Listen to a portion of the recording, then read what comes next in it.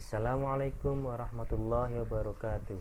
Selamat pagi, selamat berjumpa pada pembelajaran matematika. Sebelum kita lanjutkan pembelajaran, pastikan kondisi anak-anak sekalian dalam kondisi sehat dan siap untuk mengikuti pembelajaran ya. Bagaimana? Sudah siap untuk mengikuti pembelajaran? Mari kita mulai pembelajaran kali ini. Pembelajaran matematika kali ini kita akan membahas materi trigonometri, melanjutkan pembahasan materi trigonometri yang sudah dipelajari pada kelas 10. Pembelajaran trigonometri pada kelas 11 ini kita akan mengawali dengan membahas topik aturan sinus dengan kompetensi dasar, menerapkan aturan sinus dan menyelesaikan permasalahan kontekstual dengan aturan sinus.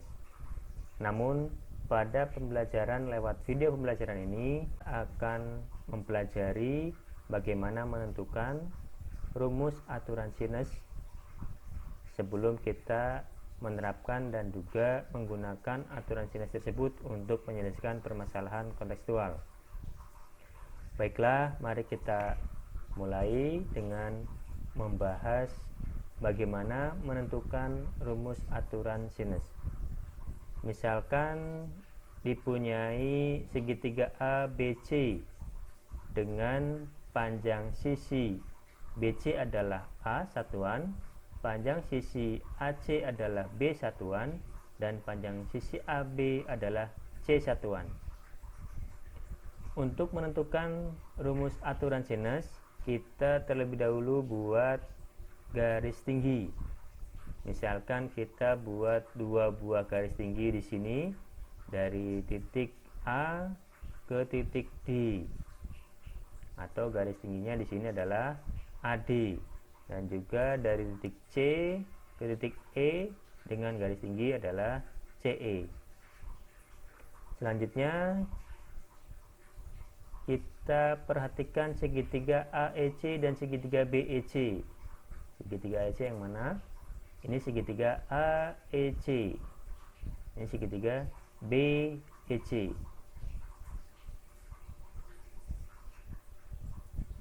Dalam segitiga AEC, ini segitiga AEC, ini segitiga siku-siku ya. Berlaku sin A sama dengan CE per B. CE per B. CE adalah sisi di depan sudut A dan B adalah sisi miring pada segitiga AEC. Sehingga CE sama dengan B kali sin A. Begitupun pada segitiga BEC berlaku hubungan sebagai berikut. Ini segitiga BEC, sama ya, segitiga siku-siku juga. Berlaku hubungan sin B sama dengan CE per A. Ini CE sisi depan sudut B dan A sisi miringnya pada segitiga BEC. Sehingga CE sama dengan A kali sin B ini ya. Dari kedua persamaan ini bisa kita lihat di sini CE, di sini juga CE. Maka dapat kita simpulkan hubungan sebagai berikut. Karena CE sama dengan CE ya, maka B sin A, yang ini dari yang pertama tadi, B sin A sama dengan A sin B ini ya, dari sini. Kemudian dari persamaan ini kita bisa buat hubungan sebagai berikut. B per sin B sama dengan A per sin A. Bagaimana? Bisa dimengerti ya? Baik, kita lanjutkan. Kalau tadi dipisahkan dengan garis tinggi CE ya, sekarang kita gunakan garis tinggi AD. Segitiga ABC dengan garis tinggi AD dapat kita lihat ada dua segitiga siku-siku yang terbentuk, yaitu segitiga ACD dan juga segitiga ABD. Yang ini ya, ACD dan ABD. Pada segitiga ACD berlaku hubungan sebagai berikut. Sin C sama dengan AD per B. AD merupakan sisi di depan sudut C dan B adalah sisi miring pada segitiga ACD. Dari hubungan ini bisa kita peroleh AD sama dengan B kali sin C. Ya, dari sini B kali sin C. Begitupun pada segitiga ABD berlaku hubungan sebagai berikut. Sin B sama dengan AD per C. Sama ya, karena sinus maka sisi yang dibandingkan adalah sisi di depan sudut tersebut dengan sisi miringnya, AD per C. Dari hubungan ini bisa kita peroleh AD sama dengan C kali sin B. AD sama dengan C kali sin B. Dari kedua persamaan ini bisa kita peroleh hubungan sebagai berikut. Karena AD sama dengan AD ya, dari sini AD sama dengan AD, maka B sin C, yang ini B sin C sama dengan C sin B. Ya, B sin C sama dengan C sin B. Dapat kita peroleh hubungan baru, yaitu B per sin B sama dengan C per sin C. Tadi yang pertama kita peroleh A per sin A sama dengan B per sin B. Yang kedua bisa kita peroleh B per sin B sama dengan C per sin C. Dari kedua ini bisa kita lihat, karena A per A sama dengan B per sin B, sedangkan B per sin B sama dengan C per sin C, ini, maka nanti kita bisa peroleh juga A per sin A sama dengan C per sin C. Dengan demikian bisa kita peroleh hubungan ketiga perbandingan ini, yaitu A per sin A sama dengan B per sin B sama dengan C per sin C.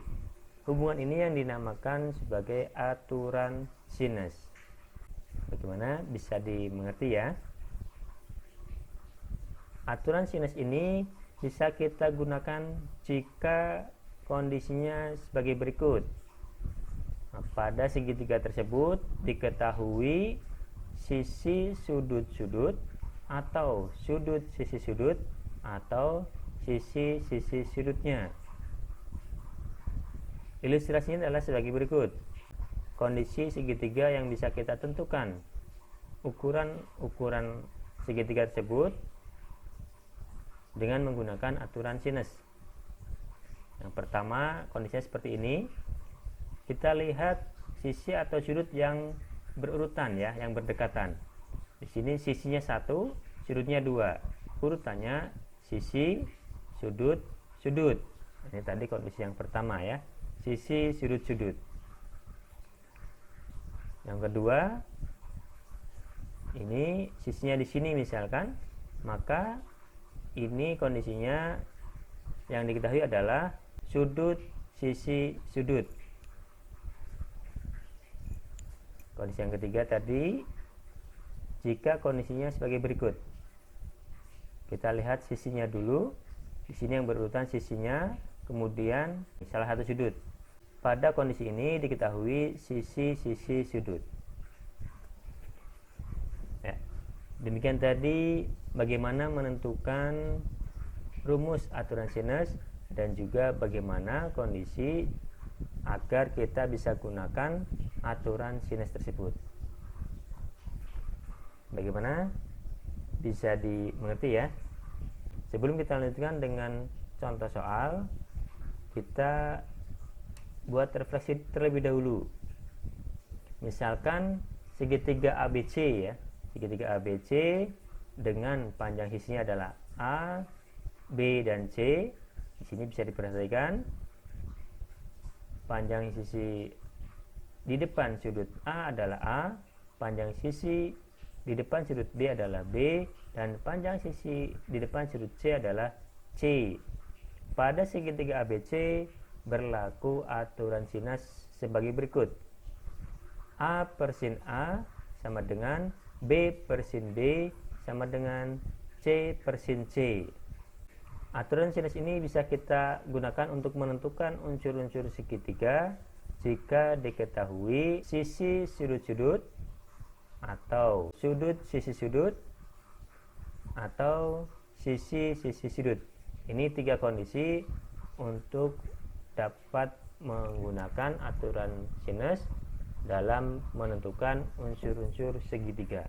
Demikian tadi bagaimana menentukan aturan sinus dan juga ilustrasi penerapan aturan sinus tersebut. Untuk lebih jelasnya, kita lanjutkan dengan contoh soal. Demikian, terima kasih. Wassalamualaikum warahmatullahi wabarakatuh.